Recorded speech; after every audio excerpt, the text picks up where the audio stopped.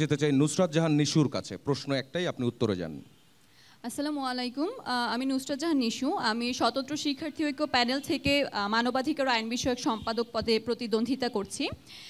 আমার ইশতেহারগুলো যদি আমি খুব সিম্পলভাবে বলি, দুই ভাগে ভাগ করেছি আমি। একটা হচ্ছে আমাদের মৌলিক অধিকার, আরেকটা হচ্ছে যেটা বেসিক, যে আমি মানবাধিকার এবং আইন সম্পাদক হিসেবে কি কি করতে পারি। প্রথমেই যে জিনিসটি আসে, এবং আনিকা ইতিমধ্যে এটা বলেছে, যে আমাদের ঢাকা বিশ্ববিদ্যালয়ের শিক্ষার্থীরা বিভিন্ন সময় বিভিন্ন আইনি সমস্যায় পড়েন এবং তারা তখন অনেক বেশি দ্বিধায় থাকেন যে তারা কোথায় যাবেন, কোন দিকে যাবেন। বিশ্ববিদ্যালয় থেকে যদি একটা হচ্ছে যে লিগ্যালের সেল আমরা তৈরি করে দিতে পারি, সেক্ষেত্রে শিক্ষার্থীরা অনেক বেশি উপকৃত হবেন বলে আমি আশা রাখি, এবং এটা আমার একটি ইশতেহার, অনেকগুলো ইশতেহারের মধ্যে এটি একটি। আরেকটি যেটি হচ্ছে সেটি হচ্ছে, আমরা জানি 2009 সালে হাইকোর্ট থেকে একটি ডিরেক্টিভ দেওয়া হয়েছিল যে বাংলাদেশের যত শিক্ষা প্রতিষ্ঠান আছে এবং একই সাথে কর্মক্ষেত্রগুলো আছে, সেই জায়গাগুলোতে অ্যান্টি হ্যারাসমেন্ট সেলগুলো থাকবে। ঢাকা বিশ্ববিদ্যালয়ে একটি কেন্দ্রীয় অ্যান্টি হ্যারাসমেন্ট সেল আছে, এটা হয়তো আমরা অনেকেই জানি বা অনেকে জানি না, কিন্তু এটা অবশ্যই জানি যে এই অ্যান্টি হ্যারাসমেন্ট সেল আসলে কার্যকরী না। সো আমার উদ্দেশ্য হচ্ছে অনুষদ ভিত্তিক অ্যান্টি হ্যারাসমেন্ট সেল গঠন করা এবং একই সাথে ভিকটিম সেফটিও যাতে জায়গাটাতে নিশ্চিত হয় সেই জিনিসটা এনশিওর করা।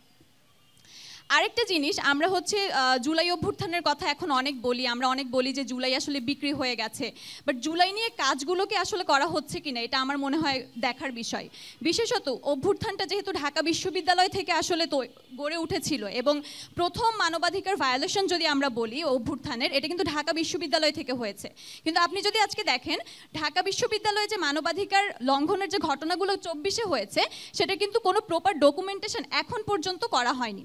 এবং একই সাথে যারা শিক্ষার্থীদের উপর সরাসরি হামলায় জড়িত ছিল, তাদেরকে কি আসলে আমরা আইনের আওতায় নিয়ে আসতে পেরেছি বা কোনো প্রশাসনিক ব্যবস্থা কি শক্তভাবে নিতে পেরেছি? তো আমার মনে হয় এই জায়গাটাতে ডকুমেন্টেশনের যেমন দরকার আছে, একই সাথে আমি হচ্ছে যে লিগ্যাল এবং তাদের বিরুদ্ধে প্রশাসনিক ব্যবস্থা যারা সরাসরি হামলায় জড়িত ছিল কিভাবে নেওয়া যায় সেটা নিয়ে আমি কাজ করতে চাই।